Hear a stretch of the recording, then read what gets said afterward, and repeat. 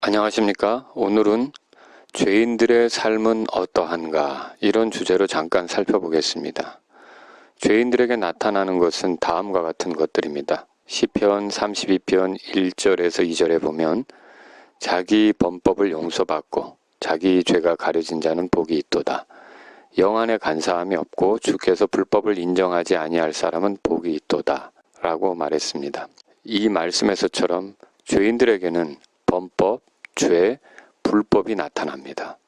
범법은 어떤 경계선을 범한다는 뜻이 있습니다. 하나님의 법을 어기는 것, 하나님께서 금하신 길로 들어서는 것, 이게 범법입니다. 이것은 하나님께 대한 반역입니다. 하나님께서는 선악을 알게 하는 나무의 열매를 따먹는 것을 금하셨는데 그 금하신 곳으로 들어서서 하나님 말씀대로 하지 않는 것은 범법입니다. 죄인들에게는 이런 범법이 나타납니다. 죄는 목표나 표적을 빗나갔다는 뜻으로 관역을 마치지 못하는 것을 말합니다. 하나님께서 정하신 기준을 지키지 못해 실패하는 것이 죄입니다. 하나님은 율법으로 우리가 어떻게 살아야 할지 기준을 정하셨습니다. 그 율법을 지키는 데 실패하는 것은 빗나간 것으로 죄가 됩니다. 때문에 요한일서 3장 4절에서는 누구든지 죄를 범하는 자는 율법도 범하나니 죄는 율법을 범하는 것이니라 라고 말씀하셨습니다. 불법은 타락으로 인해 왜곡된 상태를 말합니다. 인간은 더 이상 하나님께서 만드신 모습이 아니라 죄로 인해 삐뚤어지고 일그러진 상태가 되었습니다. 죄인들에게는 하나님의 형상이 나타나지 않습니다. 망가진 것 같아서 건전하지 않은 모습을 드러냅니다.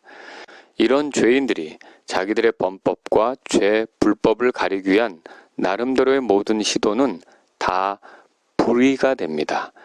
종교, 철학, 사회에서 하나님께서 정하신 방법이 아닌 나름의 방법으로 죄인을 달래거나 위로하거나 죄를 해결할 수 있는 것처럼 하는 것은 모두 다 불의입니다. 죄인들은 하나님의 의를 모르니까 자기 의를 세우려고 하는데 이것이 불의입니다. 얼마 전 우리는 그리스도인들이 구원받기 전에 죄인이었음을 살펴보았습니다. 이런 죄인들은 죽어 있습니다. 에베소 2장 1절을 보겠습니다. 또 그분께서 범법과 죄들 가운데 죽었던 너희를 살리셨도다. 여기서 죽은 것은 육체가 아닙니다. 그리스도인이 아닌 사람들도 여전히 육체를 가지고 살아갑니다.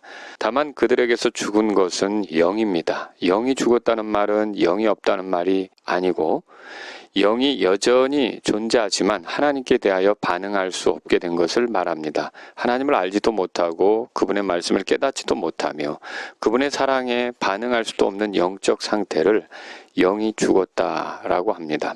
죄인들은 하나님의 원수입니다. 에베소 2장 12절을 보겠습니다. 그때 너희는 그리스도 밖에 있었고 이스라엘 연방 국가 밖에 있던 외인들이며 약속의 언약들에서 분리된 낯선 자여 세상에서 소망도 없고 하나님 밖에 있던 자들이었으나 이 말씀을 보니까 죄인들은 그리스도 밖에 있습니다. 로마서 8장 1절에서는 그러므로 이제 그리스도 예수님 안에 있는 자들에게는 정죄함이 없나니 그들은 육신을 따라 걷지 아니하고 성령을 따라 걷느니라 라고 말씀했습니다. 이렇게 볼 때 그리스도 밖에 있는 사람은 정죄 가운데 있고 그렇다면 하나님의 심판 대상이며 그의 죽음과 함께 그의 죄들에 대해 하나님의 형벌을 당해야 할 사람입니다.